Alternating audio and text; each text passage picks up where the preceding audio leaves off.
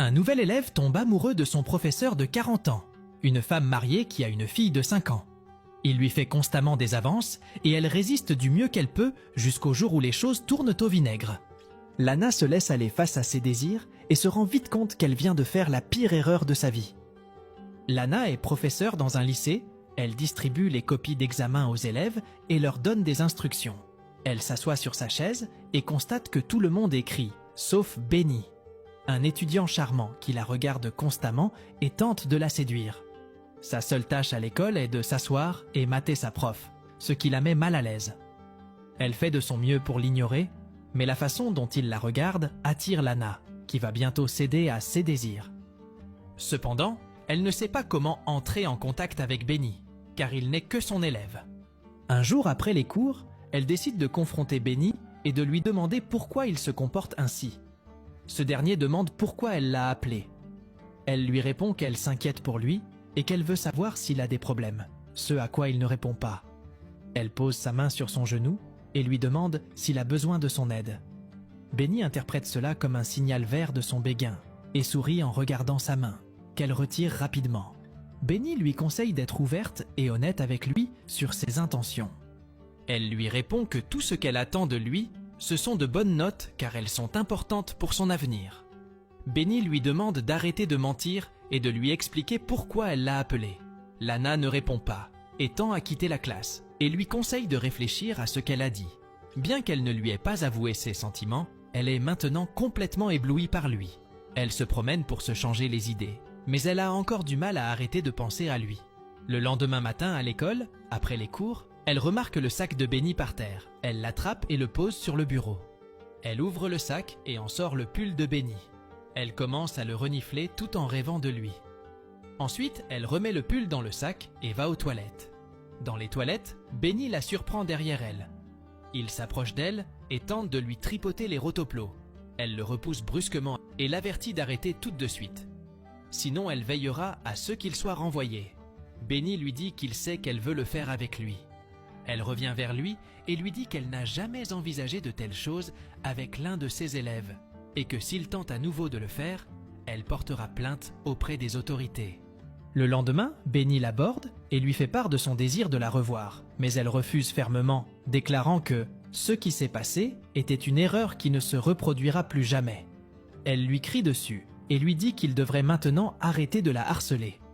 Elle se rend ensuite sur le parking et remarque que le rétroviseur de sa voiture est cassé. Elle comprend que Benny a agi ainsi en représailles, mais faute de preuves contre lui, elle ne fait rien et rentre chez elle. À la maison, son mari, Wade, remarque l'état de la voiture et s'en enquiert. Elle lui répond qu'elle a juste heurté un poteau de feu rouge. Il lui dit qu'il est peu probable que ce soit dû à un simple accident, mais Lana prétend que c'est le cas. Wade, suspicieux, s'en va. Le lendemain matin, Lana demande aux élèves de rédiger une lettre de motivation et leur demande s'ils ont des questions. Benny lève la main et demande si elle avait fait de la lèche au directeur de l'école pour obtenir cet emploi. Tous les élèves rigolent et commencent à se moquer de Lana.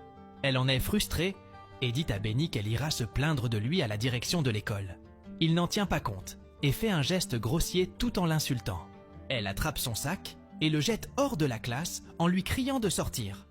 Les élèves prennent le parti de Benny et avant qu'elle ne puisse terminer sa phrase, l'un d'eux lui lance un plumeau. Elle devient furieuse et sort de la classe en trombe. Elle quitte l'école et rentre chez elle. Plus tard dans la journée, pendant qu'elle enseigne à sa fille, son téléphone se met à sonner.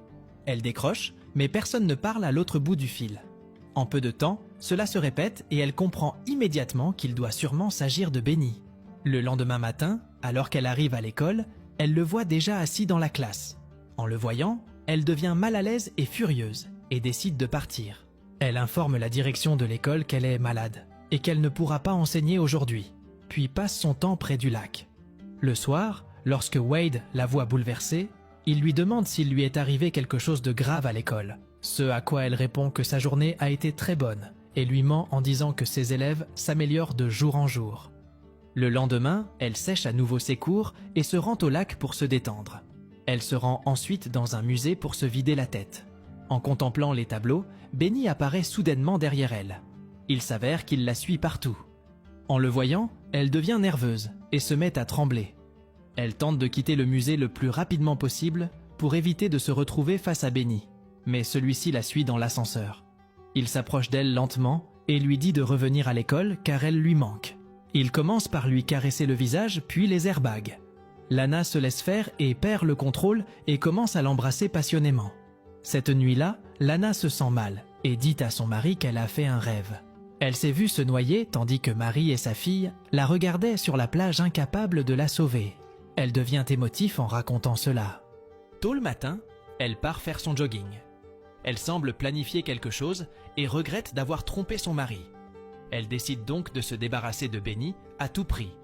Elle vole les copies d'examen dans l'armoire de l'école et les glisse dans le manteau de Benny pendant qu'il est sorti déjeuner.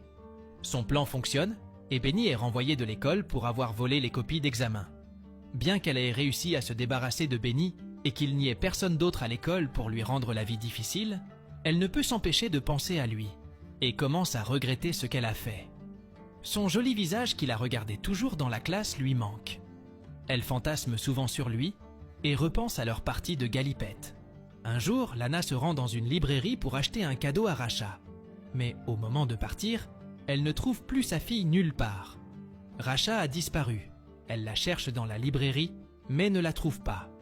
Désespérée et prise de panique, elle appelle la police pour obtenir de l'aide et demande à l'administration de la librairie de lui permettre de visionner les images de vidéosurveillance. En regardant les images, elle est surprise de voir que Benny était également présent dans la librairie et qu'il les observait en cachette. On y voit aussi Racha quitter la librairie et Benny qui la suit peu après. Elle fond en larmes, réalisant que Benny l'a kidnappée, mais reçoit ensuite un appel de Wade l'informant que Racha est rentrée à la maison. Elle remercie le personnel de la librairie et rentre chez elle. Alors qu'elle dort la nuit, elle commence à sentir la présence de quelqu'un d'autre dans sa maison. Elle est terrifiée, pensant qu'il s'agit de Benny. De plus, la porte commence à faire du bruit à cause du vent, ce qui accentue sa peur. Lorsqu'elle ferme la porte, le bruit s'estompe. Elle commence à rêver encore de Benny. Dans son rêve, elle a fait tout ce qu'elle voulait faire avec Benny et s'endort. Même si ce dernier a été renvoyé de l'école, elle a toujours très peur de lui et ne peut s'empêcher de penser à lui. Au bout d'un certain temps, elle se rend en voiture chez Benny. Elle gare sa voiture à une courte distance de la maison et commence à l'attendre. Plus tard, Benny sort de chez lui en scooter. Elle commence à le suivre jusqu'à ce qu'ils arrivent dans un quartier désert de la ville. Là, elle accélère sa voiture et percute le scooter de Benny pour l'achever et se débarrasser complètement de lui. Après avoir heurté le scooter, elle s'éloigne et prend une grande inspiration après avoir freiné. Cela montre qu'elle en avait tellement marre de Benny qu'elle a pris la décision radicale de le finir. Elle sort ensuite de sa voiture et le film se termine sur la question de savoir si Benny est mort ou non.